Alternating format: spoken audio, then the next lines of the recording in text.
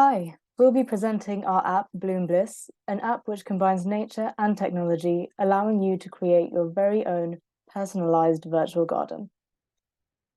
Before we really get into it, I'd like to introduce our team, as Simon has already done so. My name's Divya, and with me I have Hussein, YF, Anastasia, and Samin.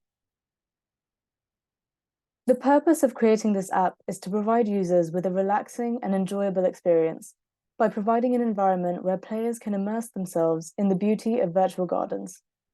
The feel of the game even brings nostalgic memories of the Tamagotchi games we used to love.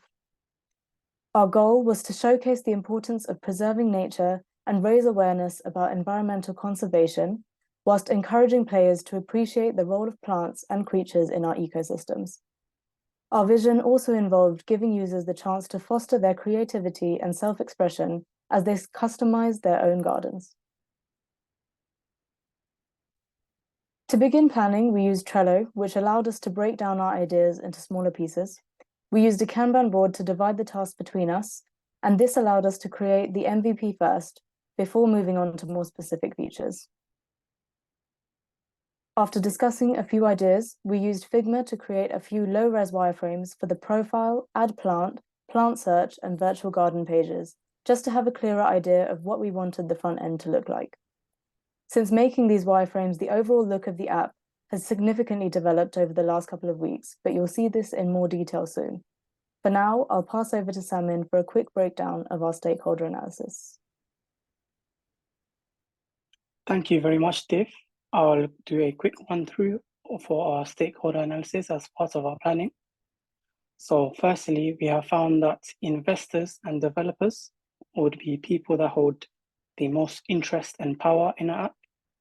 We have found that plants enthusiasts, users, houseplant owners, and fans of cartoons would have a high interest but not as much power in our app. And people like florists would have some interest and a low amount of power in our app. So these are the technologies we have used to develop our app. For the front end, we used HTML, CSS, JavaScript, and React. For the backend, we used Node.js, Express. For our database, we use Postgres. For testing, we use Vite and JTest. And then to identify users' plants, we use plant.id API and Google Cloud Vision API. To generate our virtual plants for our garden, we used OpenAI's DALL-E 2. Now I'll pass on to YF for a demonstration of our app. Thank you, Hassan, and welcome to Bloomberg. Today, I feel exhausted after a long day of work and want to relax after returning home. So I go to our app Bloomberg to see some sunshine and tend to my own virtual garden. After logging in, I was redirected to my garden page, so you can see these are my 4 plants. But today, before taking care of them, I decided to add a new sunflower to my garden, which I saw on my way to work this morning. I decided to call it Sunny, and then I'm going to upload a picture of it that I took when I go to work this morning. So Bloomberg will analyze the picture and then generate some virtual representation of Sunny using AI technologies. So here are the images, and among them, I like this one very much. So I decided to create Sunny in this using this image. And now you can see Sunny is already in my garden. So I'm going to check on Sunny. Now I can see that a description about sunflower, so I can learn more about it. I can also water and fertilize my new sunflower plant so that it can grow better. I also check on my other plants. I'm going to water, fertilize it. Yeah. Next, I'm going to look at my insects and animals. I have birds, bees, and ladybugs, and all of them will help to improve my plant's well-being. But they are not feeling so well by themselves, so I'm going to feed them and also buy a lot of them.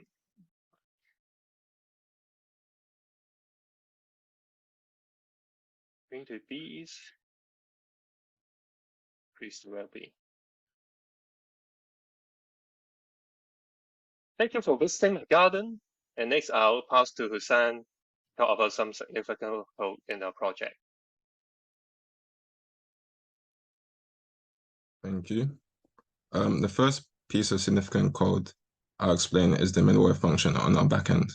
The purpose of this function is to remove the white background present in the images sent to the app server after the user confirms their selection of an API-generated image. Before storing all plant information to the database, the middleware sends the image to an external API and waits to receive a response with the same image without the background. This functionality was critical to our design. The next bit of significant code I have to explain is a function which receives a percentage value and returns the appropriate color, ranging from red to green.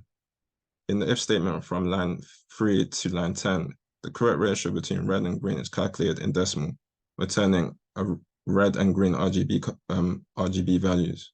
Line 11 converts those decimal values into hex format, and on line 12, leading zeros are added to ensure the 6 character hex requirement is met, and that value is returned as a string.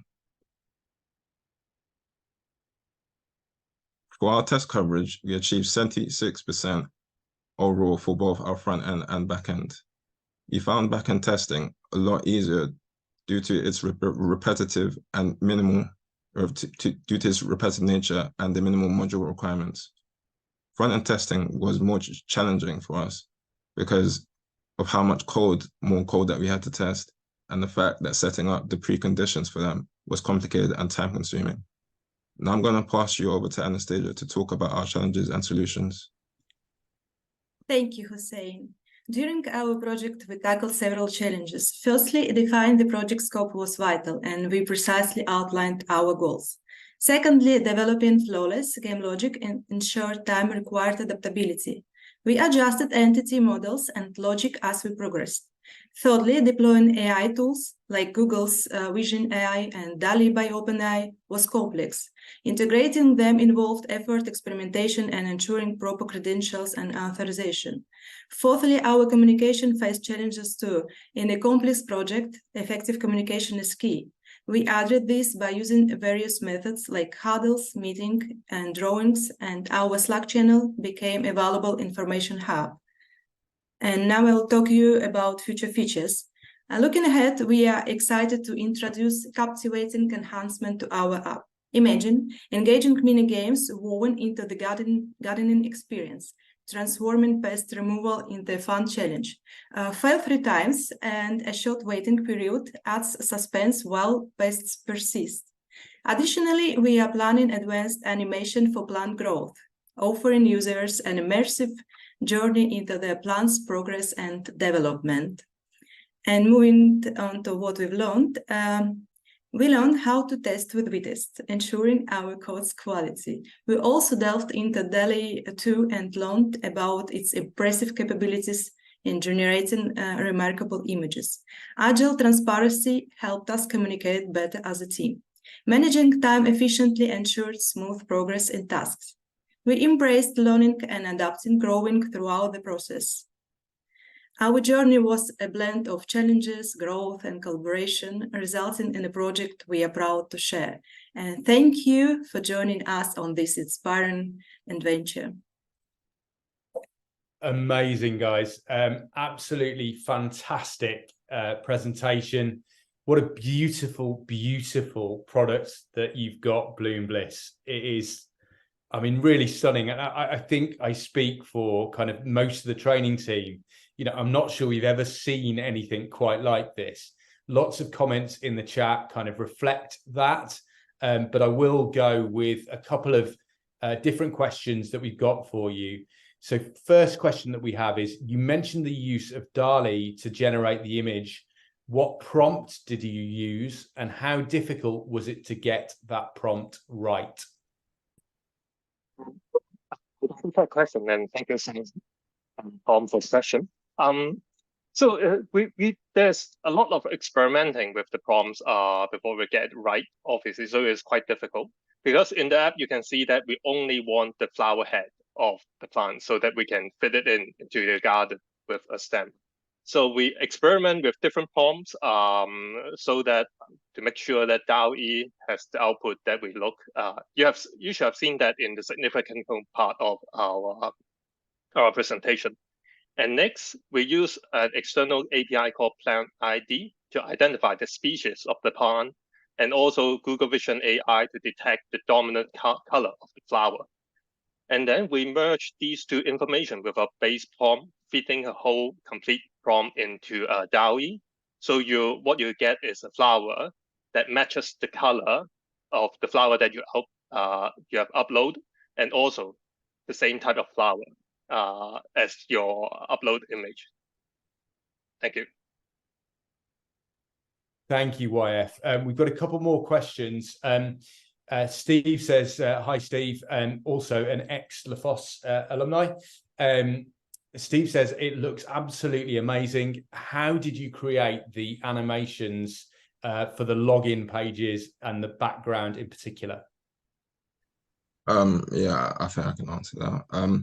What we use SVGs, and what those allow you to do is allow you to use CSS props to, I guess, change the look of, you know, certain things and visual stuff you have. So we use that. We use the @keyframes rule, and that allows you to dictate what things look at different stages. So we use those two things in CSS. Yeah. Thank you so much for saying brilliant. And we've got one final question from Tony. I think we've made Tony slightly nostalgic because he says, I remember Tamagotchi. How could you make money from this app, and what changes would that require? Yeah, I can take that one. So I would probably add features which would allow us to cut the waiting time and remove bugs, and allow us to use virtual currency to implement that, to make money from a Tamagotchi app. Really nice. Yeah. Thank you, Divya. Okay, that concludes the presentation for Team Bloom Bliss. Thank you so much, everyone. Our next project is, again, pretty exciting. We've got a project called Site Reader coming up for you right now. I'm going to pass you over in a second to their project manager, Samit, and he is going to introduce you to the rest of the team.